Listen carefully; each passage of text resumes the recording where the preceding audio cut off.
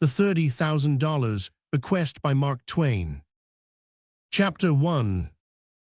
Lakeside was a pleasant little town of 5,000 or 6,000 inhabitants, and a rather pretty one, too, as towns go in the far west. It had church accommodations for 35,000, which is the way of the far west and the south, where everybody is religious, and where each of the Protestant sects is represented and has a plant of its own. Rank was unknown in Lakeside, unconfessed, anyway. Everybody knew everybody and his dog, and a sociable friendliness was the prevailing atmosphere. Saladin Foster was bookkeeper in the principal store and the only high-salaried man of his profession in Lakeside. He was 35 years old now. He had served that store for 14 years. He had begun in his marriage week at $400 a year and had climbed steadily up, $100 a year, for 4 years. From that time forth, his wage had remained $800, a handsome figure indeed, and everybody conceded that he was worth it. His wife, Electra, was a capable helpmeet, although, like himself, a dreamer of dreams and a private dabbler in romance. The first thing she did after her marriage, child as she was, aged only 19, was to buy an acre of ground on the edge of the town and pay down the cash for it, $25, all her fortune. Saladin had less by 15. She instituted a vegetable garden there, got it farmed on shares by the nearest neighbor, and made it pay her 100% a year. Out of Saladin's first year's wage, she put $30 in the savings bank, 60 out of his second, 100 out of his third, 150 out of his fourth. His wage went to $800 a year then, and meantime 2 children had arrived and increased the expenses, but she banked $200 a year from the salary, nevertheless, thenceforth. When she had been married 7 years, she built and furnished a pretty and comfortable $2,000 house in the midst of her garden acre, paid half of the money down, and moved her family in. 7 years later, she was out of debt and had several $100s out earning its living. Earning it by the rise in landed estate, for she had long ago bought another acre or 2 and sold the most of it at a profit to pleasant people who were willing to build and would be good neighbors and furnish a general comradeship for herself and her growing family. She had an independent income from safe investments of about $100 a year. Her children were growing in years and grace, and she was a pleased and happy woman. Happy in her husband, happy in her children, and the husband and the children were happy in her. It is at this point that this history begins. The youngest girl, Clytemnestra, called Clytie for short, was 11. Her sister, Gwendolyn, called Gwen for short, was 13, nice girls and comely. The names betray the latent romance tinge in the parental blood. The parents' names indicate that the tinge was an inheritance. It was an affectionate family, hence all 4 of its members had pet names. Saladin's was a curious and unsexing one, Sally, and so was Electra's, Elec. All day long Sally was a good and diligent bookkeeper and salesman. All day long Elec was a good and faithful mother and housewife, and thoughtful and calculating businesswoman. But in the cozy living room at night, they put the plodding world away and lived in another and a fairer, reading romances to each other, dreaming dreams, comrading with kings and princes and stately lords and ladies in the flash and stir and splendor of noble palaces and grim and ancient castles. Chapter 2.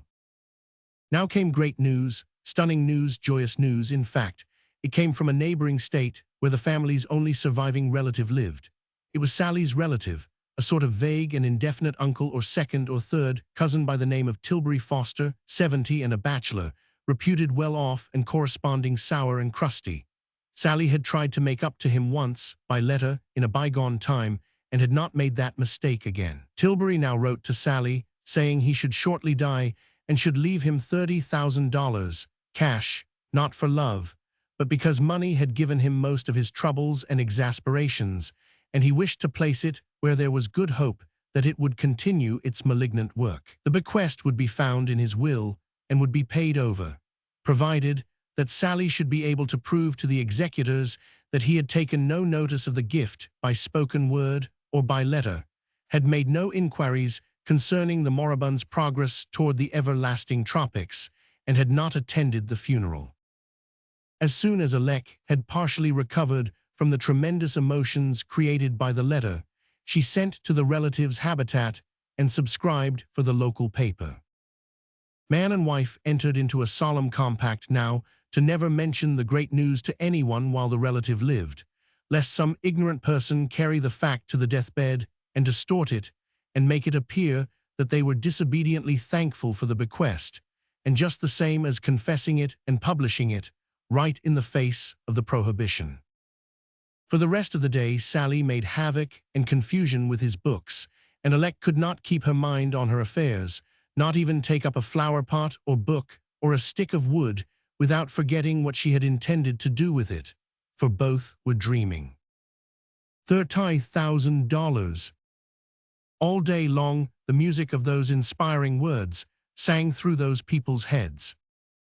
From his marriage day forth, Alec's grip had been upon the purse, and Sally had seldom known what it was to be privileged to squander a dime on non-necessities.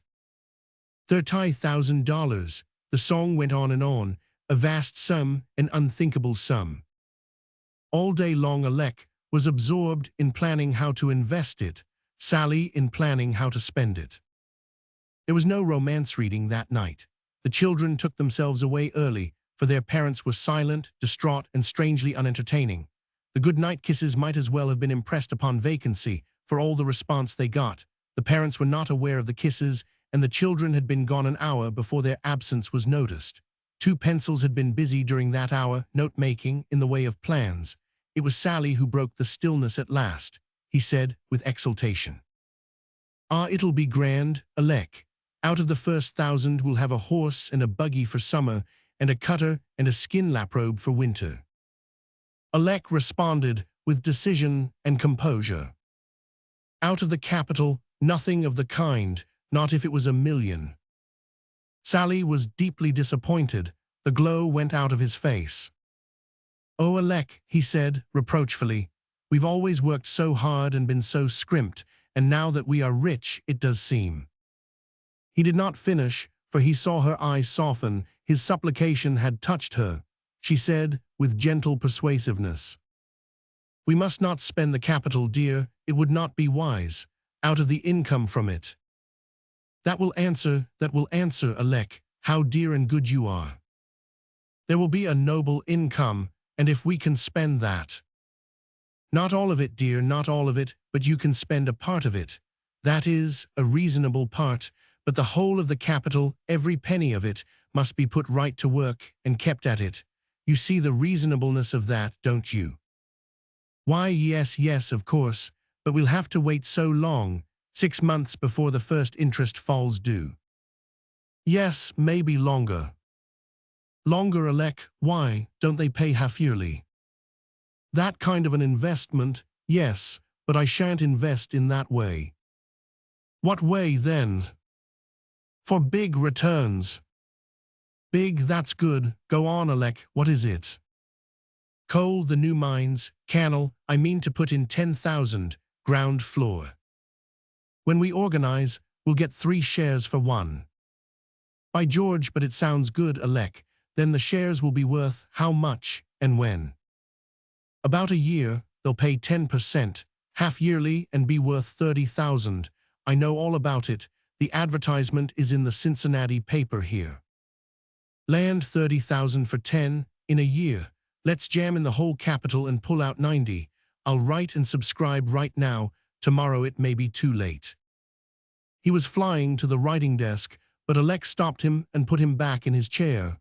She said, "Don't lose your head so. We mustn't subscribe till we've got the money, don't you know that?"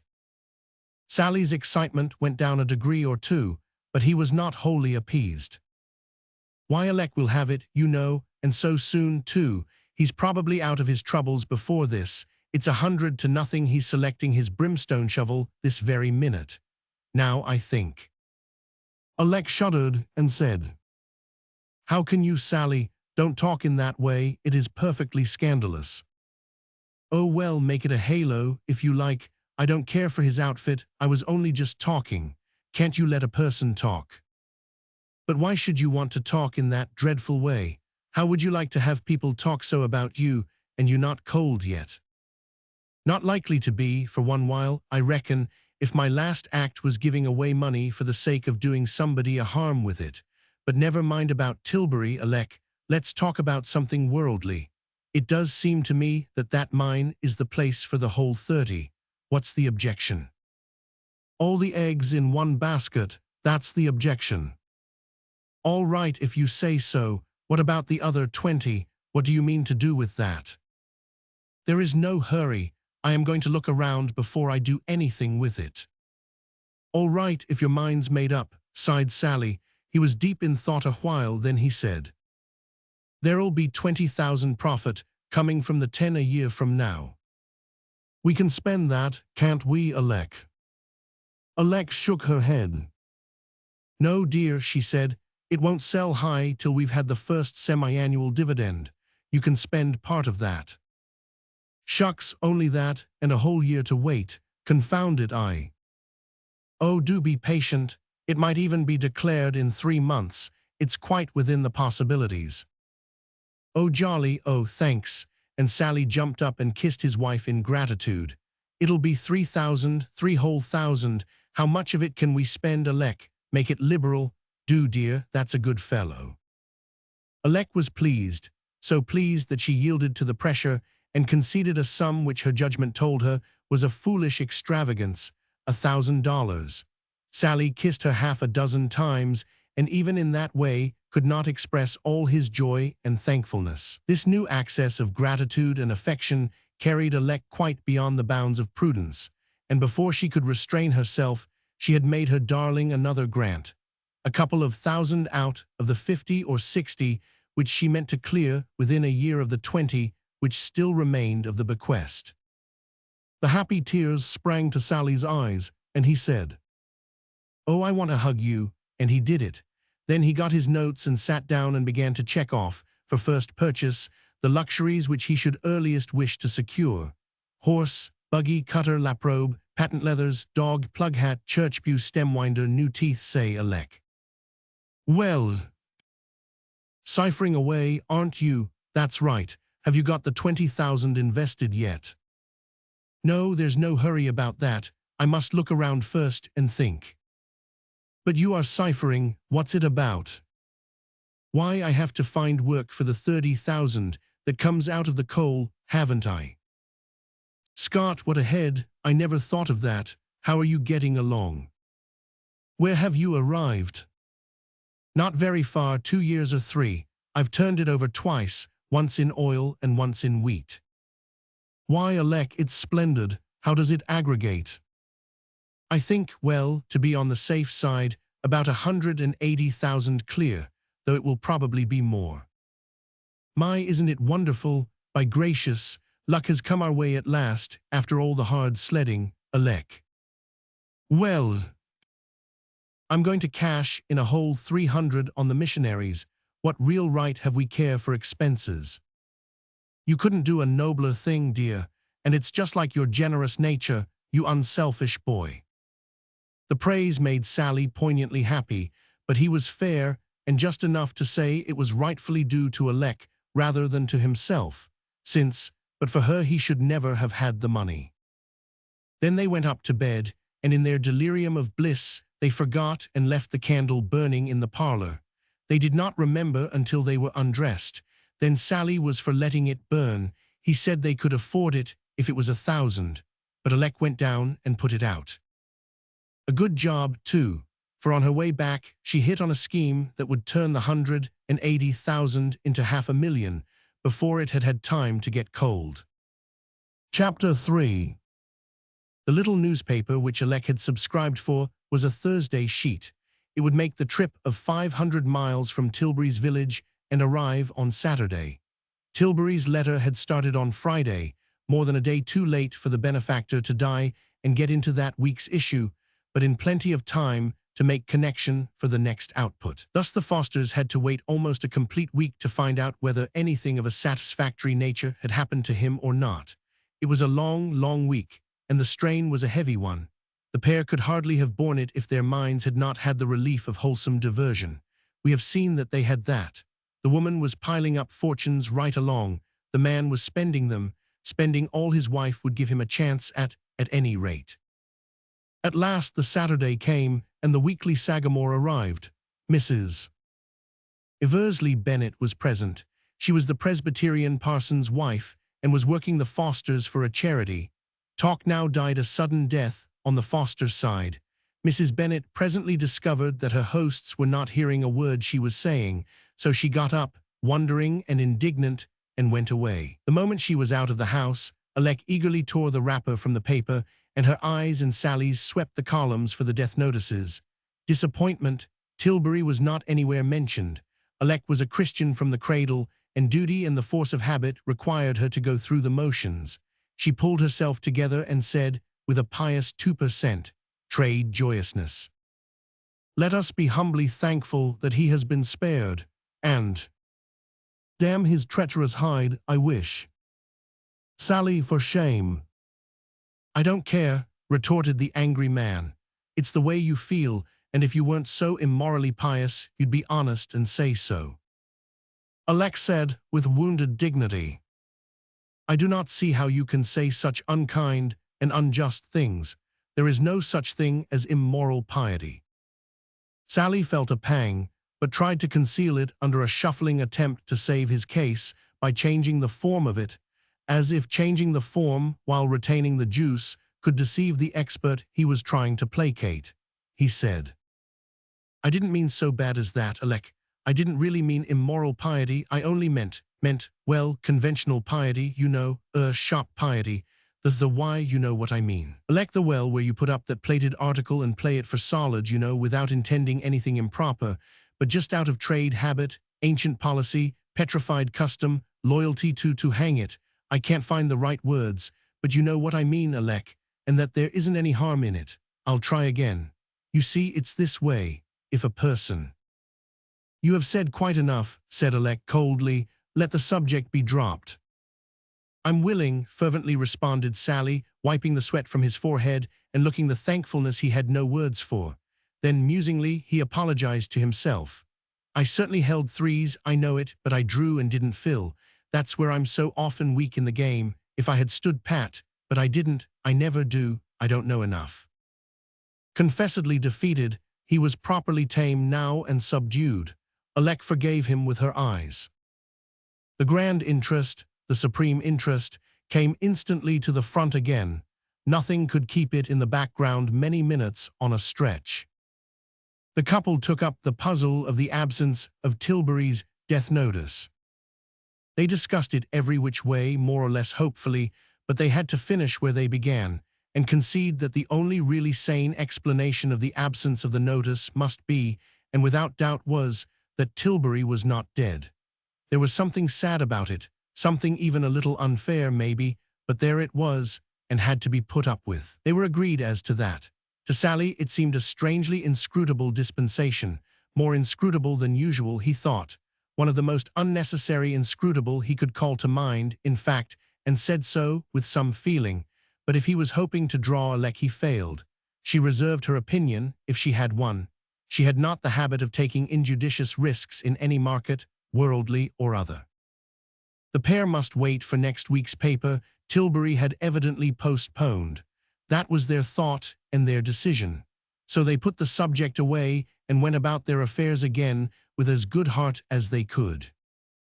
Now, if they had but known it, they had been wronging Tilbury all the time. Tilbury had kept faith, kept it to the letter. He was dead. He had died to schedule. He was dead more than 4 days now and used to it. Entirely dead, perfectly dead as any other new person in the cemetery. Dead in abundant time to get into that week's Sagamore, too, and only shut out by an accident.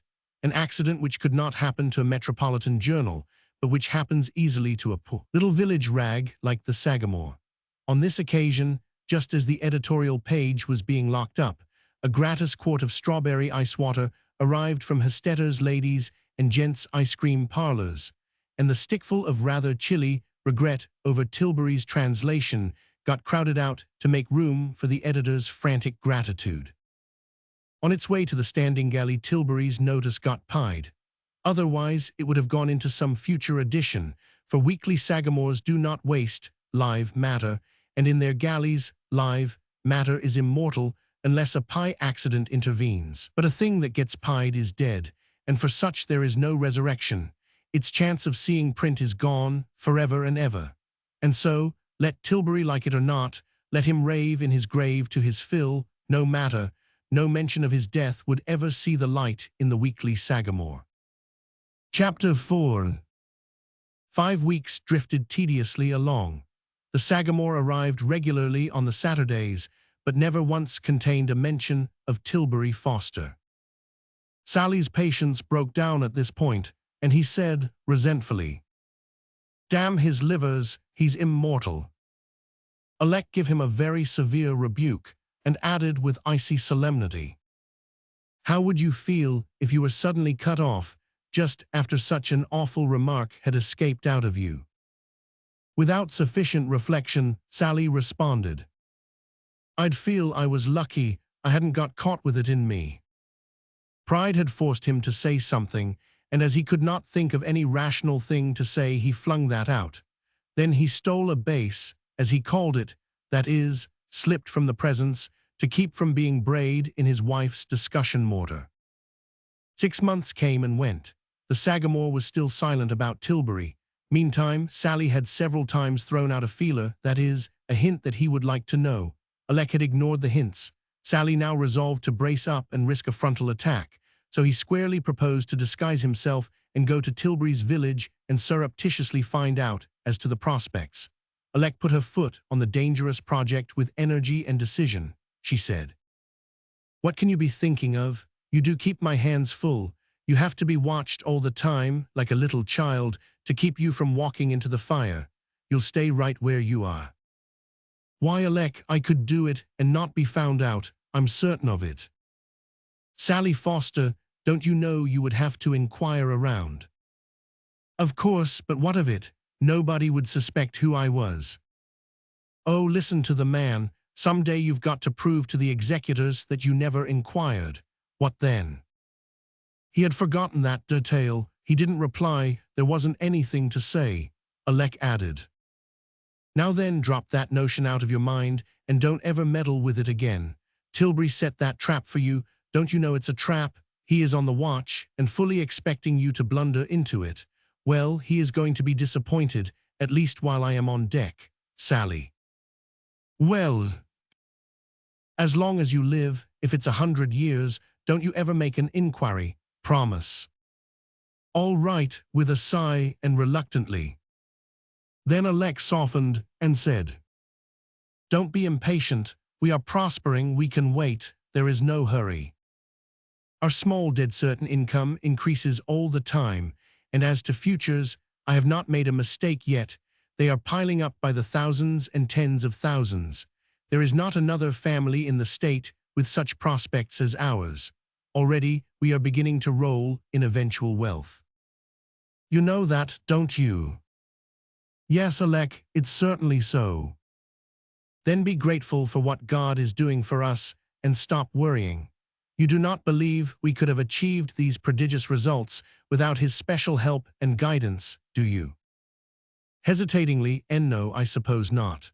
Then, with feeling and admiration, "And yet, when it comes to judiciousness in watering a stock or putting up a hand to skin Wall Street, I don't give in that you need any outside amateur help, if I do wish I—" "Oh, do shut up. I know you do not mean any harm or any irreverence, poor boy, but you can't seem to open your mouth without letting out things to make a person shudder. You keep me in constant dread, for you and for all of us. Once I had no fear of the thunder, but now when I hear it I—" Her voice broke, and she began to cry and could not finish.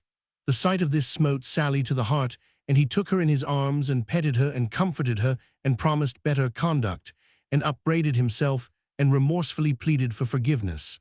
And he was in earnest and sorry for what he had done and ready for any sacrifice that could make up for it. And so, in privacy, he thought long and deeply over the matter, resolving to do what should seem best. It was easy to promise reform. Indeed, he had already promised it. But would that do any real good, any permanent good? No, it would be but temporary. He knew his weakness and confessed it to himself with sorrow. He could not keep the promise. Something surer and better must be devised, and he devised it. At cost of precious money, which he had long been saving up, shilling by shilling, he put a lightning rod on the house. At a subsequent time, he relapsed. What miracles habit can do, and how quickly and how easily habits are acquired, both trifling habits and habits which profoundly change us. If by accident we wake at 2 in the morning a couple of nights in succession, we have need to be uneasy, for another repetition can turn the accident into a habit, and a month's dallying with whiskey, but we all know these commonplace facts. The castle-building habit, the daydreaming habit, how it grows, what a luxury it becomes, how we fly to its enchantments at every idle moment, how we revel in them, steep our souls in them, intoxicate ourselves with their beguiling fantasies. Oh yes, and how soon and how easily our dream life and our material life become so intermingled and so fused together that we can't quite tell which is which anymore. By and by Alec subscribed to a Chicago daily and for the Wall Street Pointer. With an eye single to finance, she studied these as diligently all the week as she studied her Bible Sundays. Sally was lost in admiration to note with what swift and sure strides her genius and judgment developed and expanded in the forecasting and handling of the securities of both the material and spiritual markets. He was proud of her nerve and daring in exploiting worldly stocks, and just as proud of her conservative caution in working her spiritual deals. He noted that she never lost her head in either case, that with a splendid courage she often went short on worldly futures, but heedfully drew the line there. She was always long on the others. Her policy was quite sane and simple, as she explained it to him. What she put into earthly futures was for speculation. What she put into spiritual futures was for investment. She was willing to go into the one on a margin and take chances, but in the case of the other, margin her no margins. She wanted to cash in 100 cents per dollar's worth and have the stock transferred on the books. It took but a very few months to educate Alec's imagination and Sally's. Each day's training added something to the spread and effectiveness of the two machines. As a consequence, Alec made imaginary money much faster than at first she had dreamed of making it, and Sally's competency in spending the overflow of it kept pace with the strain put upon it right along. In the beginning, Alec had given the coal speculation a 12-month in which to materialize, and had been loath to grant that this term might possibly be shortened by 9 months. But that was the feeble work, the nursery work, of a financial fancy that had had no teaching, no experience, no practice. These aids soon came, then that 9 months vanished, and the imaginary $10,000 investment came marching home with 300% profit on its back. It was a great day for the pair of Fosters. They were speechless for joy. Also speechless for another reason. After much watching of the market, Alec had lately, with fear and trembling, made her first flyer on a margin, using the remaining 20,000 of the bequest in this risk. In her mind's eye she had seen it climb, point by point, always with a chance that the market would break, until at last her anxieties were too great for further endurance, she being new to the margin business and unhardened as yet, and she gave her imaginary broker an imaginary order by imaginary telegraph to sell. She said $40,000 profit was enough. The sale was made on the very day that the coal venture had returned with its rich freight. As I have said, the couple were speechless. They sat dazed and blissful that night, trying to realize that they were actually worth $100,000 in clean, imaginary cash. Yet so it was. It was the last time that ever Alec was afraid of a margin, at least afraid enough to let it break her sleep and pale her cheek to the extent that this first experience in that line had done. Indeed, it was a memorable night. Gradually, the realization that they were rich sank securely home into the souls of the pair. Then they began to place the money. If we could have looked out through the eyes of these dreamers, we should have seen their tidy little wooden house disappear, and 2-story brick with a cast-iron fence in front of it take its place. We should have seen a 3-globed gas chandelier grow down from the parlor ceiling. We should have seen the homely rag carpet turn to noble Brussels, $1.50 a yard. We should have seen the plebeian fireplace vanish away and a rechurch, big base burner with isinglass windows take position and spread all around. And we should have seen other things, too, among them the buggy, the laprobe, the stovepipe hat, and so on. From that time forth, although the daughters and the neighbors saw only the same old wooden house there, It was a two-story brick to Alec and Sally, and not a night went by that Alec did not worry about the imaginary gas bills and get for all comfort Sally's reckless retort. What of it? We can afford it. Before the couple went to bed, that first night that they were rich, they had decided that they must celebrate. They must give a party, that was the idea. But how to explain it to the daughters and the neighbors? They could not expose the fact that they were rich. Sally was willing, even anxious to do it, but Alec kept her head and would not allow it. She said that although the money was as good as in, it would be as well to wait until it was actually in. On that policy she took her stand and would not budge. The great secret must be kept, she said, kept from the daughters and everybody else. The pair were puzzled. They must celebrate, they were determined to celebrate, but since the secret must be kept, what could they celebrate? No birthdays were due for 3 months. Tilbury wasn't available. Evidently he was going to live forever. What the nation could they celebrate? That was Sally's way of putting it, and he was getting impatient too and harassed. But at last he hit it, just by sheer inspiration, as it seemed to him, and all their troubles were gone in a moment. They would celebrate the discovery of America. A splendid idea. Alec was almost too proud of Sally for words. She said she never would have thought of it. But Sally, although he was bursting with delight in the compliment and with wonder at himself, tried not to let on and said it wasn't really anything, anybody could have done it. Whereat Alec, with a prideful toss of her happy head, said, "Oh, certainly, anybody could. Oh, anybody, Hosanna Dilkins, for instance. Or maybe a Delbert Peanut, oh dear, yes. Well, I'd like to see them try it, that's all. Dear me suz, if they could think of the discovery of a 40-acre island, it's more than I believe they could. And as for the whole continent, why, Sally Foster, you know perfectly well it would strain the livers and lights out of them, and then they couldn't."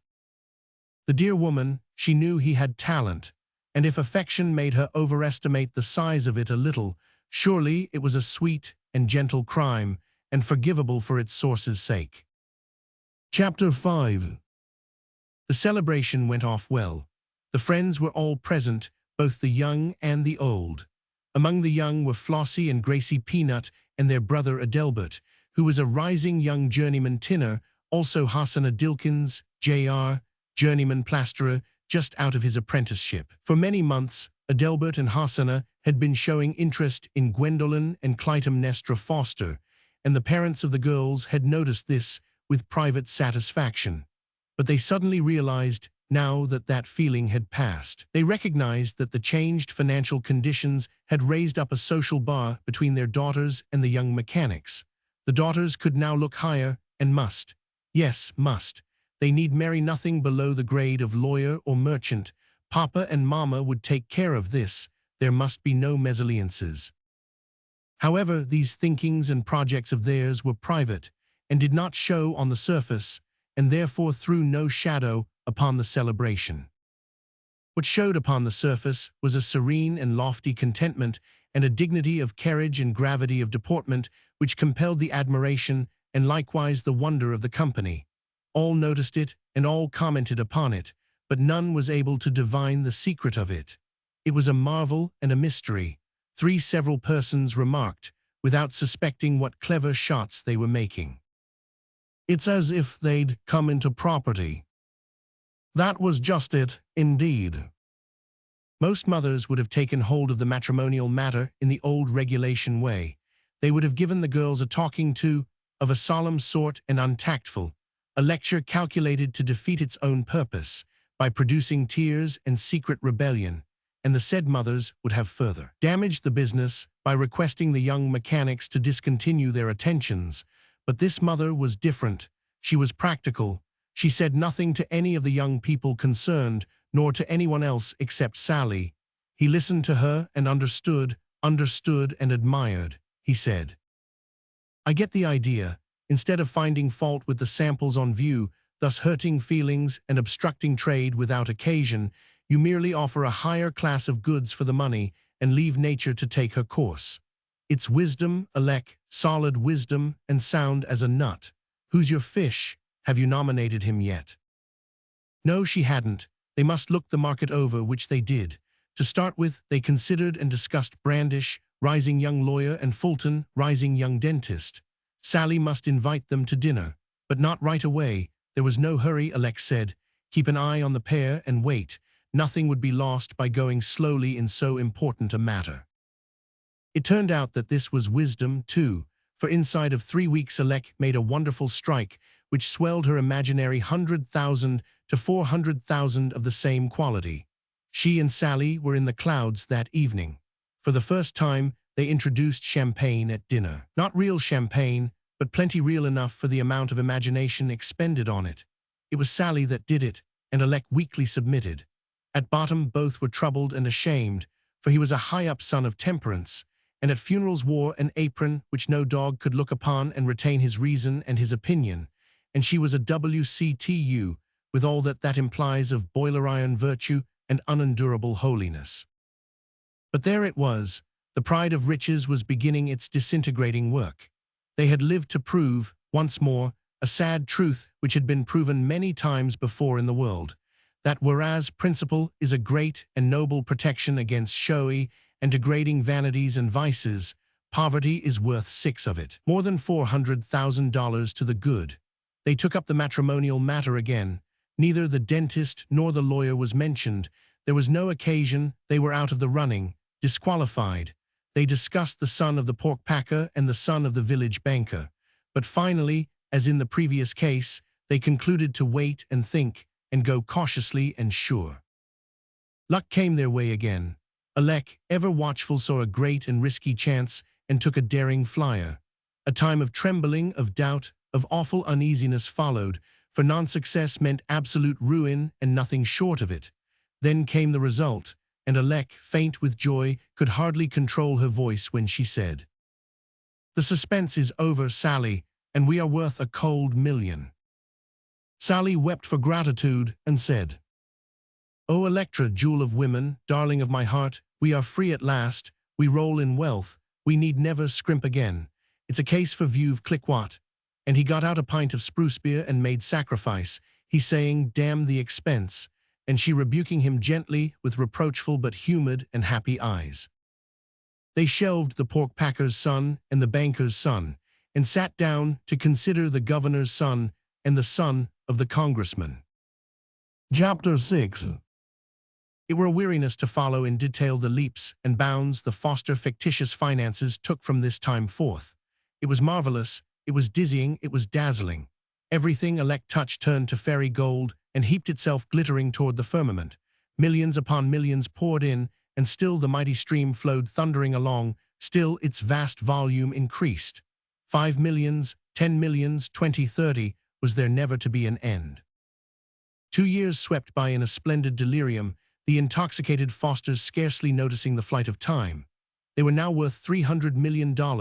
They were in every board of directors of every prodigious combine in the country, and still as time drifted along, the millions went on piling up, 5 at a time, 10 at a time, as fast as they could tally them off, almost. The 300 doubled itself, then doubled again, and yet once more. 2,400 millions. The business was getting a little confused. It was necessary to take an account of stock and straighten it out.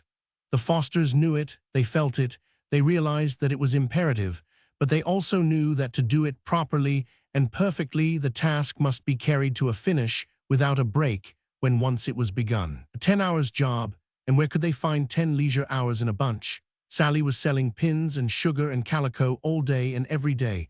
Alec was cooking and washing dishes and sweeping and making beds all day and every day, with none to help, for the daughters were being saved up for high society. The Fosters knew there was one way to get the 10 hours, and only one. Both were ashamed to name it. Each waited for the other to do it. Finally, Sally said, "Somebody's got to give in. It's up to me. Consider that I've named it, never mind pronouncing it out aloud." Alec colored but was grateful. Without further remark they fell, and broke the Sabbath, for that was their only free 10-hour stretch. It was but another step in the downward path. Others would follow. Vast wealth has temptations which fatally and surely undermine the moral structure of persons not habituated to its possession. They pulled down the shades and broke the Sabbath. With hard and patient labor they overhauled their holdings and listed them.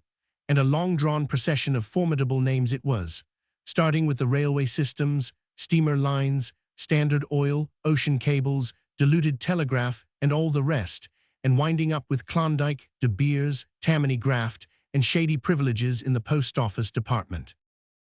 2,400 millions, and all safely planted in good things, gilt-edged and interest-bearing.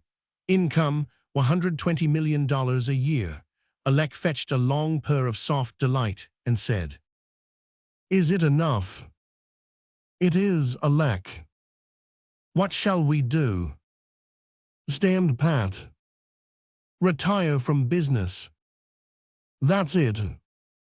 "I am agreed. The good work is finished. We will take a long rest and enjoy the money." "Good, Alec." "Yes, dear." "How much of the income can we spend?" "The whole of it." It seemed to her husband that a ton of chains fell from his limbs. He did not say a word. He was happy beyond the power of speech.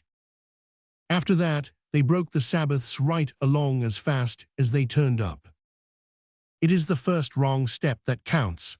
Every Sunday they put in the whole day, after morning service, on inventions of ways to spend the money. They got to continuing this delicious dissipation until past midnight, and at every séance Alec lavished millions upon great charities and religious enterprises, and Sally lavished like sums upon matters to which at first he gave definite names.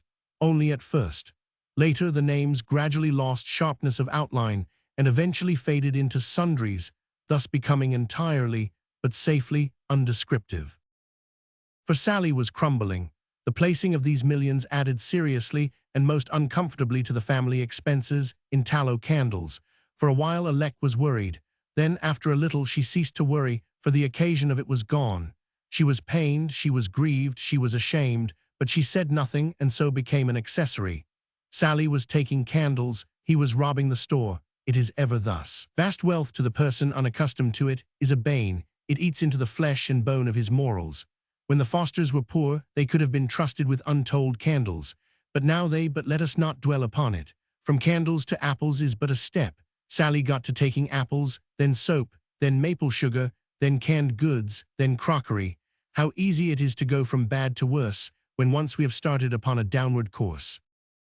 Meantime, other effects had been milestoning the course of the Fosters' splendid financial march. The fictitious brick dwelling had given place to an imaginary granite one with a checkerboard mansard roof. In time, this one disappeared and gave place to a still grander home, and so on and so on. Mansion after mansion, made of air, rose higher, broader, finer, and each in its turn vanished away. Until now, in these latter great days, our dreamers were in fancy housed, in a distant region, in a sumptuous vast palace which looked out from a leafy summit upon a noble prospect of vale and river and receding hills steeped in tinted mists, and all private, all the property of the dreamers. A palace swarming with liveried servants, and populous with guests of fame and power, hailing from all the world's capitals, foreign and domestic. This palace was far, far away toward the rising sun, immeasurably remote, astronomically remote, in Newport, Rhode Island, holy land of high society, ineffable domain of the American aristocracy. As a rule, they spent a part of every Sabbath, after morning service, in this sumptuous home. The rest of it they spent in Europe, or in dawdling around in their private yacht. 6 days of sordid and plodding fact life at home on the ragged edge of lakeside and straitened means, the 7th in fairyland. Such had been their program and their habit. In their sternly restricted fact life, they remained as of old, plodding, diligent, careful, practical, economical. They stuck loyally to the little Presbyterian church and labored faithfully in its interests and stood by its high and tough doctrines with all their mental and spiritual energies. But in their dream life, they obeyed the invitations of their fancies, whatever they might be, and howsoever the fancies might change. Alec's fancies were not very capricious and not frequent, but Sally's scattered a good deal. Alec, in her dream life, went over to the Episcopal camp on account of its large official titles. Next, she became high church on account of the candles and shows, and next, she naturally changed to Rome, where there were cardinals and more candles. But these excursions were a nothing to Sally's. His dream life was a glowing and continuous and persistent excitement, and he kept every part of it fresh and sparkling by frequent changes, the religious part along with the rest.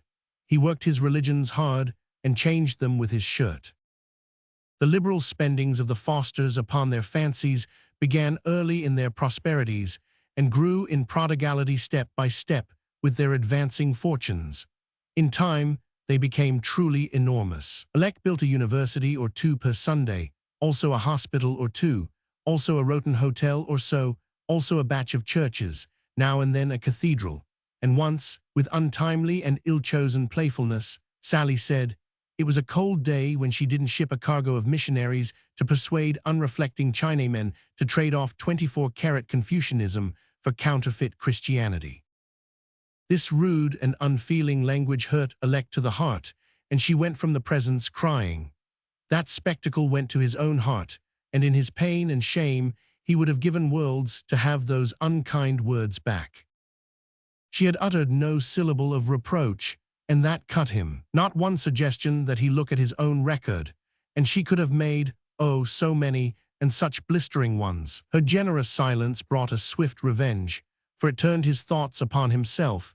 It summoned before him a spectral procession, a moving vision of his life as he had been leading it these past few years of limitless prosperity, and as he sat there reviewing it, his cheeks burned and his soul was steeped in humiliation. Look at her life, how fair it was, and tending ever upward, and look at his own, how frivolous, how charged with mean vanities, how selfish, how empty, how ignoble, and its trend, never upward but downward, ever downward. He instituted comparisons between her record and his own. He had found fault with her, so he mused, and what could he say for himself? When she built her first church, what was he doing? Gathering other blasé multimillionaires into a poker club, defiling his own palace with it, losing hundreds of thousands to it at every sitting, and sillily vain of the admiring notoriety it made for him. When she was building her first university, what was he doing? Polluting himself with a gay and dissipated secret life in the company of other fast bloods, multimillionaires in money and paupers in character. When she was building her first foundling asylum, what was he doing? Alas, when she was projecting her noble society for the purifying of the sex, what was he doing? Ah, what indeed? When she and the WCTU and the woman with the hatchet, moving with resistless march, were sweeping the fatal bottle from the land, what was he doing? Getting drunk 3 times a day. When she, builder of 100 cathedrals, was being gratefully welcomed and blessed in papal Rome and decorated with the golden rose which she had so honorably earned, what was he doing? Breaking the bank at Monte Carlo. He stopped. He could go no farther. He could not bear the rest. He rose up, with a great resolution upon his lips. This secret life should be revealed and confessed. No longer would he live it clandestinely. He would go and tell her all. And that is what he did. He told her all and wept upon her bosom, wept and moaned and begged for her forgiveness.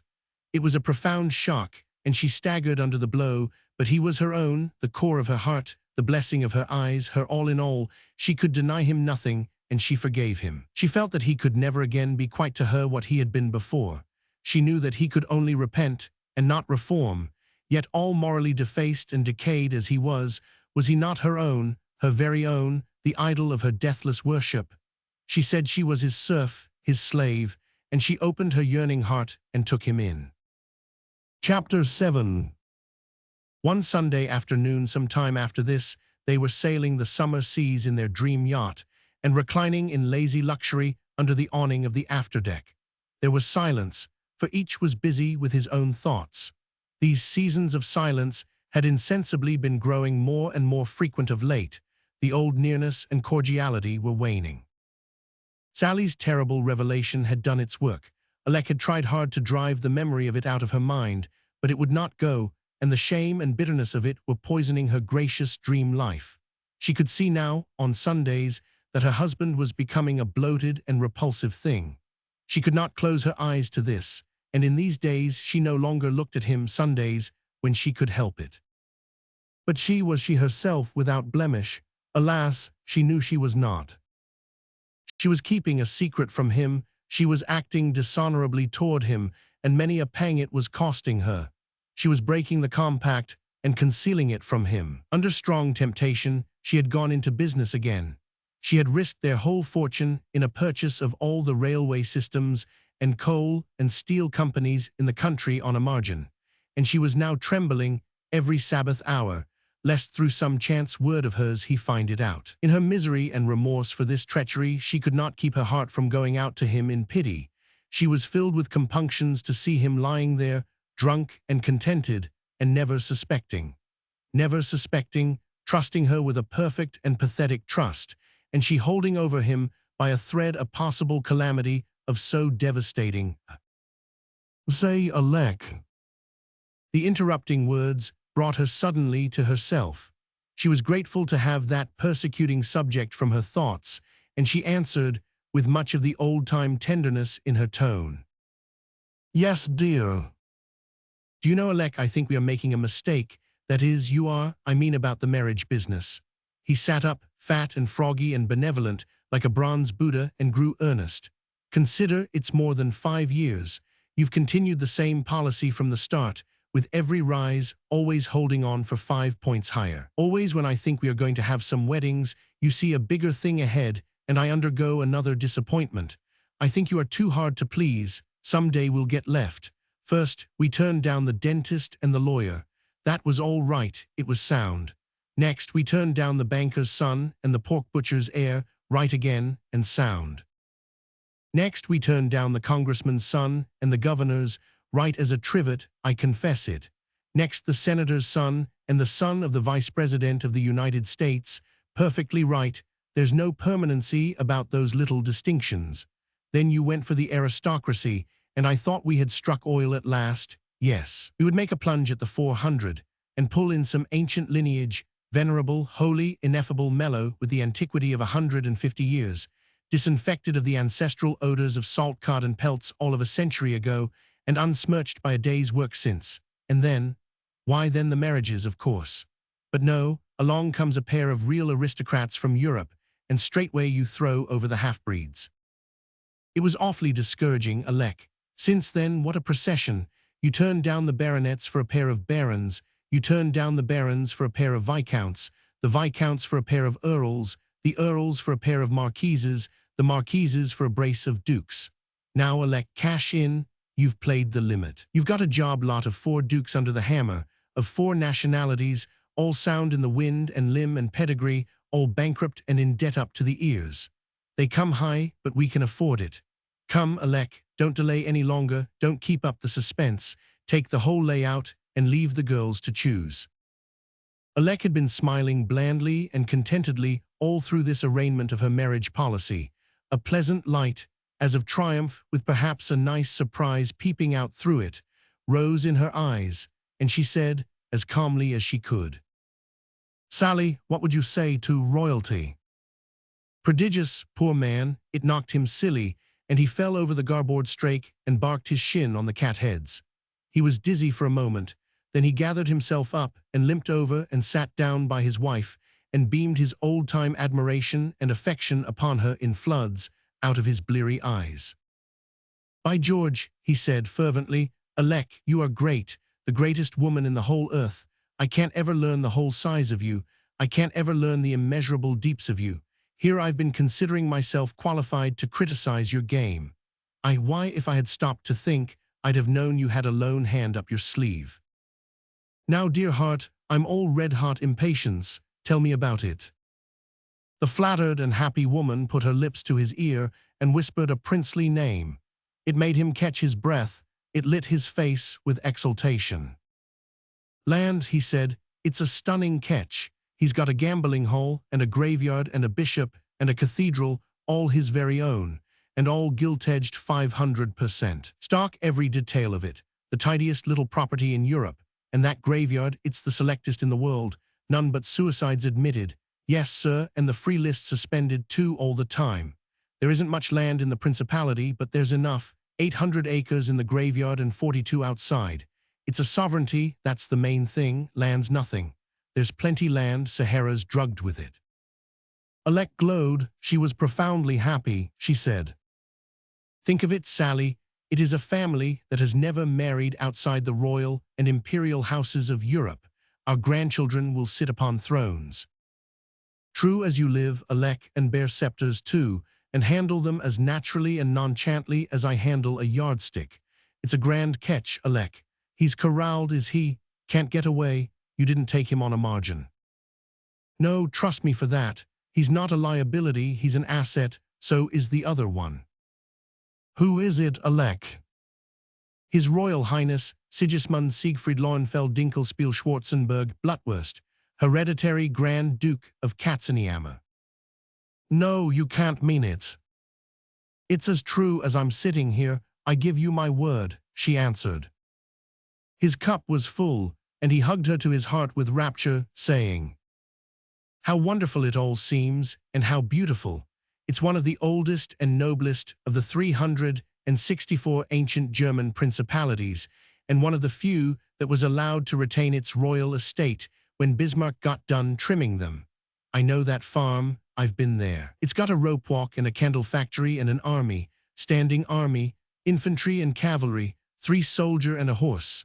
Elect, it's been a long wait, and full of heartbreak and hope deferred, but God knows I am happy now. Happy and grateful to you, my own, who have done it all. When is it to be?" "Next Sunday." "Good, and we'll want to do these weddings up in the very regalist style that's going. It's properly due to the royal quality of the parties of the first part. Now, as I understand it, there is only one kind of marriage that is sacred to royalty, exclusive to royalty.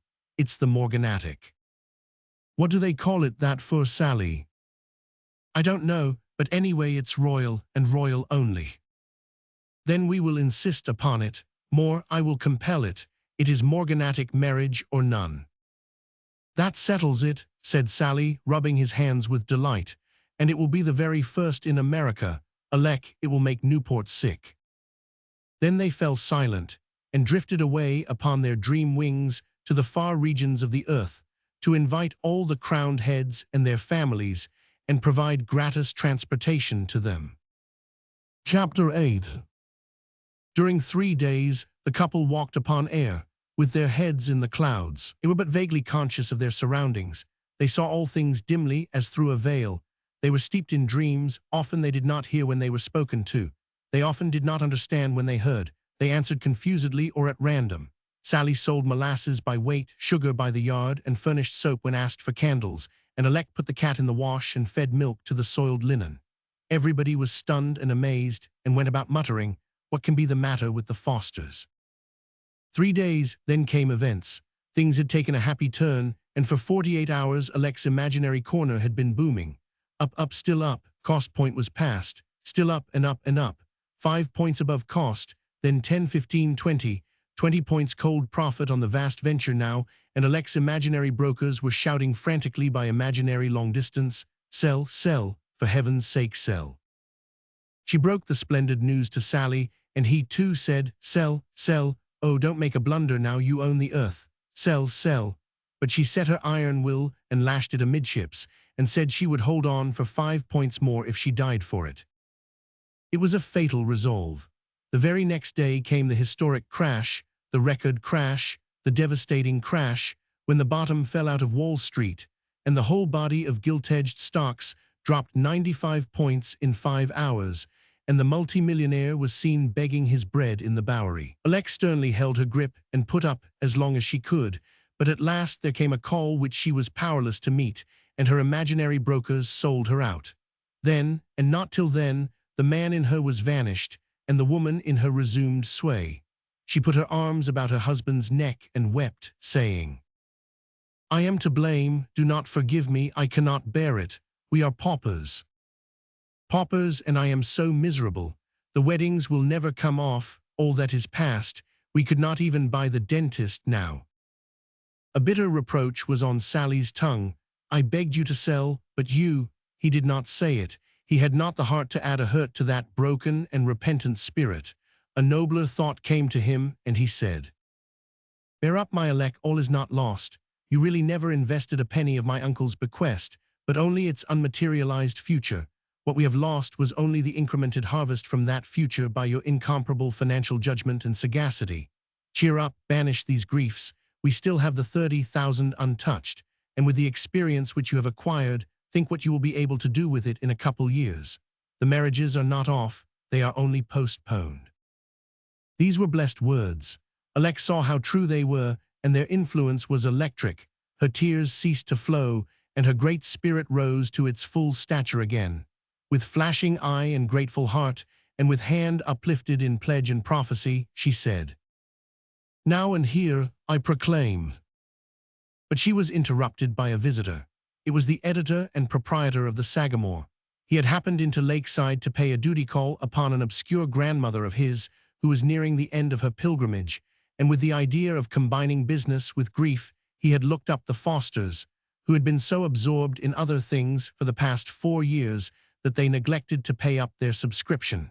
$6 due. No visitor could have been more welcome. He would know all about Uncle Tilbury and what his chances might be getting to be cemetarywards.